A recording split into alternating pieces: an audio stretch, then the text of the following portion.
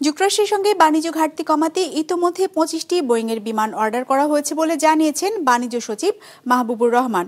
রোববার সচিবালয়ে সাংবাদিকদের তিনি জানান, বোয়িং ছাড়াও গম, তুলা, সয়াবিন আমদানি করা হবে দেশটি থেকে। বাণিজ্য সচিব জানান, শুল্ক ইস্যুতে যুক্তরাষ্ট্রের সাথে 29 ও 30 জুলাই আবারও সরাসরি বৈঠকের জন্য সময় পাওয়া গেছে। ওয়াশিংটনে ইউএসটিআর-এর অফিসে এই আলোচনা হবে। এবারের বৈঠকে বাংলাদেশি পণ্যের শুল্ক কমে আসবে বলে আশাবাদ জানান তিনি। এর আগে গত 23 জুলাই সরকারের পক্ষ থেকে অবস্থানপত্র দেওয়া হয়। বৈঠকে যোগ দিতে সোমবার সন্ধ্যায় বাণিজ্য উপদেষ্টা ও প্রধান উপদেষ্টার রিপ্রেজেন্টেটিভ খলিলুর রহমান সহ একটি প্রতিনিধি দল ওয়াশিংটনের উদ্দেশ্যে রওনা হবার কথা রয়েছে। ওয়ালটন এখন দেশের সীমানা পেরিয়ে পৌঁছে গিয়েছে 50টিরও বেশি দেশে। ওয়ালটন, ঘরে ঘরে, বিশ্বজুড়ে। আমরা 25টি বোয়িং এর জন্য অর্ডার দিয়েছি। এছাড়া আপনারা জানেন যে আমরা গম ক্রয়ের জন্য তাদের সাথে চুক্তি করেছি।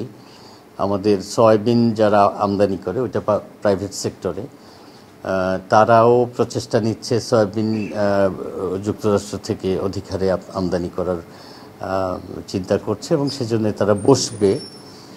আমরা যখন ইউএসটিআর-এর সাথে আলোচনায় বসবো তখন আপনার ব্যক্তি খাতের যে ব্যবসায়ীরা তারাও বসবেন ওই সমস্ত অ্যাসোসিয়েশনের সাথে।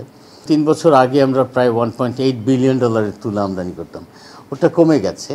তো সেটা যদি আবার বেড়ে সেই 1.8 বিলিয়নও হয় তাহলে আমাদের প্রায় 1 বিলিয়নের বেশি তুলা খাতেই আমদানি বাড়ে এবং এভাবে যেটা বাড়বে সেটাই আমাদের যে প্রজেকশন, আমাদের যে প্রত্যাশা, সেই প্রত্যাশা অনুযায়ী আমাদের আমদানি সেখান থেকে বাড়বে।